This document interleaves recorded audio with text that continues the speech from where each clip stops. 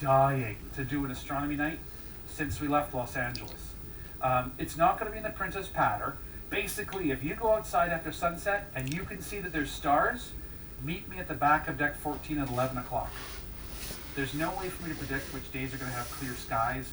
On our last cruise, I did a regular thing where we met at 9 and 11, and after a while, I got so bored of saying, I'm very sorry, it's not going to happen tonight, and we're just going to leave it to whenever there's a clear night, come to the back of 11, okay? Or back of 14, rather. I have my astronomical laser. It doesn't look like much here now, but in the night sky, I feel like Luke Skywalker. I go, and there's a beam that goes up. I've found that teaching astronomy is best done when I can physically show you exactly what I'm talking about. So I hope to show you things like the Southern Cross. I know for the Australians in the audience, they don't care. You see the Southern Cross all the time. You just look at your flag, it's there. But for most of you who are not from the Austral South, and I call it the Austral South because this is the land of Australia. There's Australia, the country, really the continent. And the name Australia means land of the South. So anything south of the equator is the Austral South. Does anybody know what it's called north of the equator? The Boreal North. It's why we have the Aurora Borealis and the Aurora Australis. Yes, there is a chance on this cruise we can see the Aurora Australis. Now before you get excited,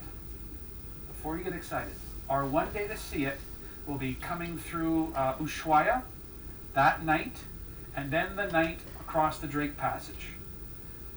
If the weather is clear, if the weather is clear, I'm going to reach into my back pocket and grab my little booklet, which I left over here somewhere. Oh, here it is, here. This is my Aurora Call-Out book. I will meet with you, I will take down your cabin number, and I am going to be up late watching for the Aurora Australis. If the Aurora Australis comes out, I will phone your cabin and wake you up. I am not taking numbers now. If you come up to me and ask me after the show, I will kick you in the face. Get away from me, Gertrude. Thomas, bugger off. Because what happens is that people get excited and they only hear that I'm taking the numbers now. I don't want to get people excited if the weather is going to be the pits, okay? So I will start this basically the day before Ushuaia is when we'll know about the weather. All you have to do is come and talk to me or come to my show. I'll have plenty of the shows kind of in that time. It's wonderful. And this allows us to have communication with passengers. In the old days, the captain would come on the intercom and go, ladies and gentlemen, we seem to have the Aurora Australis outside. What comes through is, wah, wah, wah, wah, wah, wah, wah. And at 2 or 3 in the morning, people freak out. They think the boat's sinking or is on fire or the diamonds are on sale or something. And they panic. So we don't do those shipwide announcements at weird times anymore. This is an opt-in thing. So more on that later. For those that are going on the next cruise down to Antarctica, this will become the most valuable document on the ship. Because I wouldn't say every cruise we get to see the Aurora Australis, but certainly every other cruise. And it's wonderful. We are much further south than Alaska is north in terms of distance to the pole. We go down to just about 65 degrees south, which is really south on the next cruise. On this cruise, when we go around Cape Horn, we dip south and then we go up north again. Okay? But when I think about the Drake Passage, most of you know that it's something to do with the trip down to Antarctica. And that is true, but it's this pressurized wind that comes from the west, hits the Andes, and zips through. The shape of the Drake Passage is not north-south. It's west to east. This whole section is the snarkiness. This is the storm zone. Now this is the projected path we're going to take. We definitely go through the northern teeth of the Drake Passage. And I say the teeth because the storms are more severe up here than they are down here. So if somebody says to you, you didn't go through the Drake Passage, you didn't go to Antarctica. You take your glasses that are drooping down, you go like this, and you say to them, well, obviously you don't know about the Drake Passage, because this is the spot right here, just south of, now, I'm going to call it Isla Pinguino. I don't want to have the big fight about whether it's Las Malvinas or if it's the Falklands. Isla Pinguino, 8-to-1 ratio of humans to penguins on the island, this penguin island. Right across here, this is where the majority of the shipwrecks are. Right in there. Little tiny islands that, as the ships are going back and forth, would find and then crash, right? It's one of the reasons why we go south. But we are going, or probably here's the Isla Pinguino here. We come around the corner here. This is the spot, sorry. I had 2 Red Bull and I'm a little excited right now. But that is 12 hours of sailing through the Drake Passage. Good luck. What do they say? When I was telling this to a Spanish, Argentinian grandma this morning, she goes, "Via con Dios," in the kind of way that I'm like, uh-oh, it is very much a one of these. So this is what the Drake Passage looks like sometimes.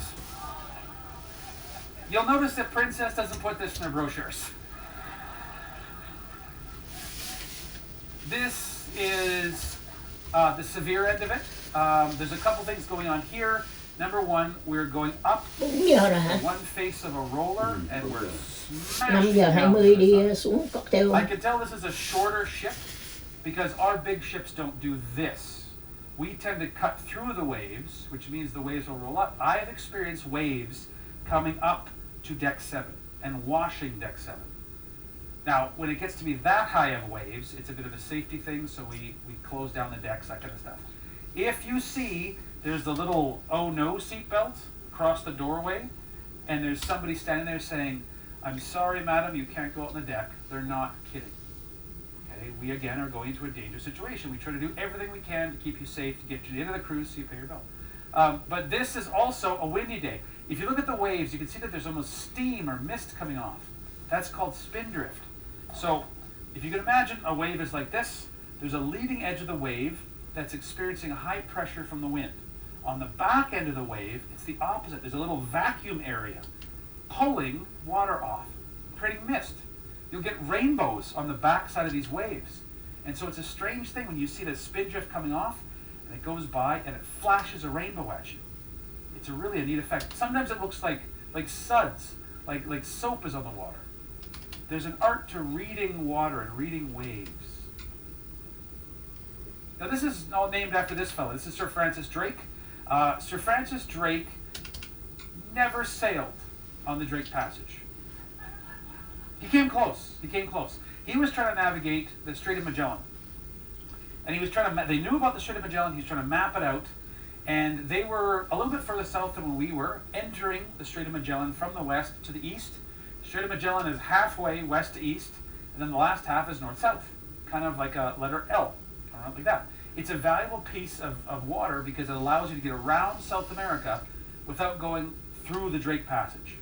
You can see why this, it's sort of like the Panama Canal of the South, except it's a natural formation. He was experiencing unbelievable fog like we had the other day, okay? And one of his little ships kind of skittled off, a little lost, came back around and found him. They said, there's a passage south that on that day looked promising. And so in his journal he writes, okay, there is a passway around, come on back at some point and explore it, right? Well, it took until this guy. This is a Dutchman named, now I am not Dutch, so I'm going to say Willem Schouten. If you're Dutch, it's Wilhelm Schouten. There's a, is anybody Dutch in the room?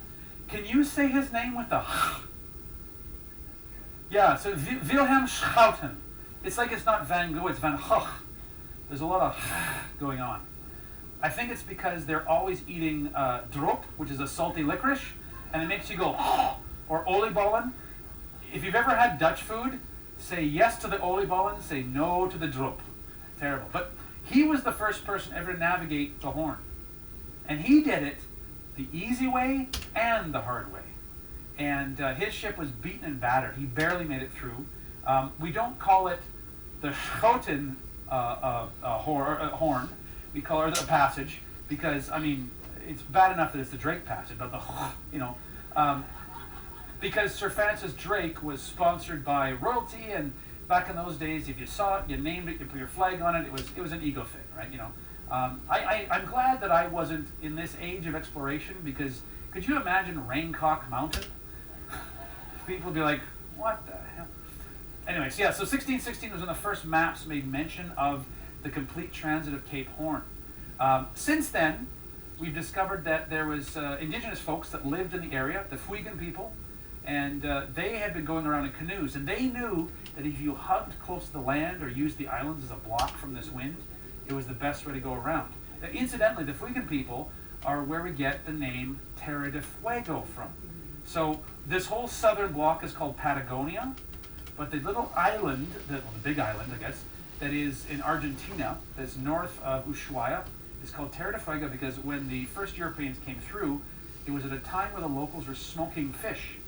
And so all up and down the hills were these little campfires smoking fish to preserve for the winter. And so it looked like volcanoes everywhere, because from a distance you just saw these little plumes of smoke. Terra de Fuego means land of fire. So, yeah. Okay, so back to this. The mechanisms, right? Again, you have wind coming in from the west, hitting the Andes, shunting down, pinching through, expanding out. It's one of the reasons why central and northern Argentina are very tropical. And southern Argentina is not. Ushuaia is not. They do not do the tango in Ushuaia because they're too cold. They do the shiver.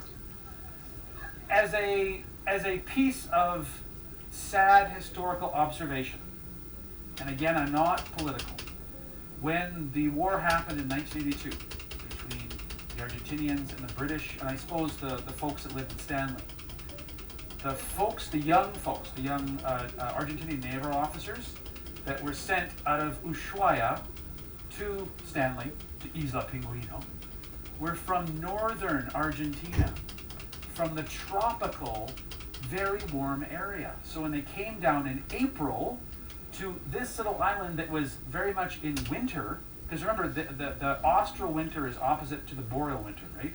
April to us is spring, to them it's late fall, almost winter. These poor young guys were freezing. So as an extra layer of insult to this indignity that was this war, and I hate war like nobody's business. The only thing I hate more than war is cancer, but that's a different story.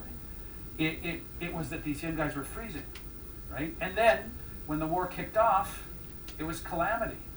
It was sad. If you go to Ushuaia, and we're going to Ushuaia, you get off the ship, you go left about 2 blocks, and there's the Memorial Park. And it's interesting because you get a sense of the age of these guys. Like, they were 18, 19, 20. Some of them were 16 and were lying about their ages. Because at the time, it was seen as a very patriotic thing. And they were told, let's go and save the people in the Falklands. It was a whole thing. And I am not pro-British. I'm not pro-Argentinian in this thing. Again, I'm not political. I am completely against the war, and the legacy of the war is still with us today. Last year, they discovered a landmine at York Bay. It washed up from the deeper waters. It was about the size of a cantaloupe. So the Falklands, yes, they say they're mining free. On the land, I think they are, mostly, but stuff still washes up. So when we get to Stanley, when we get to those beaches, if you see something strange in the sand, don't step on it, don't pick it up, don't poke it, don't send your husband to go poke it. At least without using YouTube to kind of, document it. Unless you're Australian. Have you heard this about Australia? They've now cut off YouTube and all social media for kids under 16. I think this is an exceptional idea. Yeah. As a result, and this came out just this morning, I was watching the BBC, YouTube, Facebook, and Twitter have amalgamated, just for Australia, into one website. It's called youtwitface.com. It's wonderful. But no, seriously, Australia has now shut off all social media. And it's going to be this great experiment. The Australians are an interesting people because they oftentimes will be the leading edge of things, right? They're leading edge with whale conservation. They're the leading edge in how to survive drop bears. The Australians find that funny. Watch out, my American friends, the drop bears will get you. But with this social media thing, they're going to see how it affects educational outcomes. There is no coincidence, and I say this as a teacher, there's no coincidence that the rise of childhood anxiety and depression, and even, you could say, suicide rates, coincides with social media use. How many of you have grandkids or kids that look at their phone more than they look at you? It breaks my heart when I go to the fancy restaurant and I see young couples that have been engaged and maybe they've been married on board, and they're talking to each other through their phone. Lame. It's sad. They should send telegrams to each other. Come on, like we used to do. Maybe a messenger penguin. But yeah, so this is the mechanism of what's going on here. I get on digressions and I've had 2 Red Bulls. This is great. Now what's interesting is that this is the very smallest part of a global circulation network. There is water that is circulating clockwise around Antarctica. Here it is, going clockwise. There's both a warm current on the outside, and no coincidence, next to the land where it's cold, a cold current. And these currents used to go all the way up as far as England. Do we have any folks from the UK here? Do you remember how this summer was insanely hot? The reason why it was hot was because this current, for the first time in recorded history, stopped. Uh-oh. There's another current that comes up here. Well, this is an extension of it, but really there's a tiny one here. An upwelling current that goes sort of on the Pacific side of Central America. An upwelling cold current that has also stopped. I've heard of government cutbacks and budget shortcomings, but this is terrible. The Earth is changing. It's amazing how you don't see people talking about global warming in a controversial way anymore. Who here remembers when winter was winter and summer was summer and everything in between was fall and spring? Now it's weird. In Alberta, where I'm from, I've experienced snow in every month of the year, which doesn't impress a lot of you. It's Canada after all. But I've also experienced warm temperatures every month of the year. In January of 2021, within 1 week, we went from minus 40, and it doesn't matter if it's Celsius or Fahrenheit, it's the same thing, to plus 15. Now think about that. You're heating up a huge chunk of land that much. Phenomenal stuff.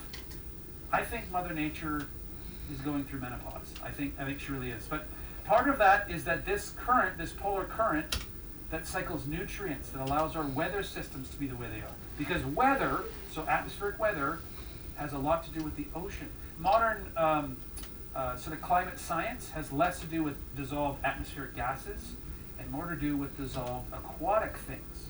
Carbon dioxide goes out of the back of your car, goes into the air, eventually gets absorbed into the ocean water, forms carbonic acid. That does all sorts of weird stuff. It could affect algae. Algae could bloom, blocking out water going down to the depths, warming up the water. It could acidify the ocean water and bleach coral. It could do all sorts of weird stuff. The legacy of what we have done on this planet is that we produce really pure chemicals in great amounts, and we dump them in the ocean because the ocean is vast. And unfortunately, the chickens are starting to come on the roost. Now, it is true, and I am a geologist, so I have an appreciation for geological time. It is true that the atmosphere does this, that there's global warming, there's cooling. Our last ice age was in the Middle Ages, right? So back when you all were 40, that's when the last ice age happened. No, it was the 1400s, 1500s, thereabouts, a little ice age. And, there's warming and there's cooling periods. But what's happening now is not so much global warming or global cooling, it's a destabilization of weather patterns. I mean, for a lot of you, you have experienced 1 in 50 year, 1 in 100 year, 1 in 1,000 year storms. Raise of hand, who has experienced a 1 in 100 year storm? Mathematically, we shouldn't have that many hands being raised. So what's going on? I have no idea. I studied this stuff at a graduate level. If I knew what was going on, if I could come up with a solution, I would collect my 15 Nobel Peace Prizes, and I would still be eating red Jell-O up on deck 14. But I think what I think is happening, is that the system has been destabilized, is wobbling, and will settle back down if we're careful. What we should do, I don't know. I know that for me, whenever I have a large problem, right, like, the world's going to hell in a handbag, I can't solve it at that level. So I don't even think I can solve it at a country level, or in Canada, a provincial level, or even a city level. I take care of a room of people at once. I tell you the facts. I try not to get you to focus on the negativities, and I give you some hope, and I give you something to do. So when it comes to this sort of stuff, start learning about the way weather works. Start learning about the way ocean currents work. Did any of you know that there's an ocean current directly connecting Antarctica to England? They should have named it the Shackleton Current. Do you know that Ernest Shackleton was an Irishman from the town of Athy? On our next cruise, we have one of the gentlemen that started the museum in Athy, to Shackleton, the Shackleton Museum. Joe O'Farrell's name is coming on board. Great, great guy. And, you know, he's somebody who could be reading the back of a cereal box and with that Irish accent. It just sounds so interesting. We also have Bob Headland coming on board next cruise, who is, I call him Mr. Antarctica. He was on the islands of South Georgia when the War of '82 kicked off, and 3 Argentinians mysteriously appeared on the island, an island that had about 10 people, researchers on board, and they just sort of hung around. They thought the British were hiding a secret navy down there. The British weren't even hiding a coffee machine down there. There was nothing. It was a research base, right, you know? And then after 4 or 5 days, they just disappeared in the middle of the ocean, way, way, way down here. So it's interesting stories like that. Now, Drake Lake. Again, the Drake Lake is ideal circumstances. Completely smooth. This is even a little rough for the Drake Lake. I have seen it where it does look like a piece of glass. Here's the Drake Shake. Here we are, this is a couple years back, coming across. This is the very beginnings of the icefall. You can just see Elephant Island right there, Antarctica. So this is the southern part of the Drake Passage. There's the Spindrift, right, that soapiness kind of thing going on. And then there's the Drake Dragon. Now listen for the sound the people make in the audience here. Yeah, that's not a confident sound. But again, this is when the smaller ships go up one side of the wave and crash into it. My introduction to Antarctic exploration happened in 2022. I am in Ushuaia, and I'm so excited. Princess has brought me back. When COVID happened, all of the ship stuff stopped. And in 2022, it seemed as though we could do this again. And so Princess called me and said, we'd like to start the system again. Do you want to be one of our first 4 naturalists we hired back? Yes, I'm on board. Did Alaska? Great. Did a little bit of California coast in Mexico? Great. Did a Hawaii run? Great. Antarctica was what I was really after. So I'm down there. We leave Buenos Aires. We left Santiago. We go boom, boom, around the Horn, coming around. We're in Ushuaia. We're getting ready to go south to Antarctica. And I hear on the news that the very first ship ever to make it down to Antarctica has had a tragedy.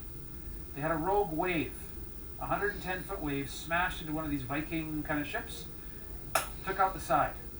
They had gone down successfully, made landfall, sent a Zodiac out, did their first little Icelander, yay. Came back, on their way back, one of the little Zodiac ribs hit a low-lying piece of ice, exploded. It turns out that one of the 17, 18, 19-year-olds had overinflated it. Lady bucked back, fell back down, broke her leg. Gets back to the ship. She's stabilized, but they decided we need to get her back to Ushuaia and to medical attention. On their way back, they're hit on the port side by one of these 100, 110-foot waves, punched in 5 or 6 rooms. A lady in one of her cabins fell back, hit her head, and passed away. This is my introduction to going to Antarctica. They talked about these terrible waves, this screaming wind, birds going, bird, like this, right past you. We went out there, it was the Drake Lake. I felt unbelievably disappointed. And it's common. If we have the Drake Lake, after all this pump up, you're going to feel ripped off. But if we have the Drake Dragon, we'll charge you extra. Okay? So we can experience this in whatever way it comes. Remember that we have many, many layers of safety and security that will keep you safe. It is okay to feel anxiety about it. It's okay to come and talk to me about it, or any of the officers on board will let you know what's going on. If there are adverse weather changes, let's say that a storm is going to prevent us from going to a location or something like that, knock on wood it doesn't, we'll let you know well ahead of time, okay? But this is the Austral South. Nothing is a guarantee here, especially when it comes to Drake Passage. Anyway, thanks for your time, folks. Because I'm running a little late, and because my very patient compatriots behind me, I'm going to take questions. I'll go through these doors here. Come and chat with me. Let's talk about the Drake Passage. Thanks. Oh, yes.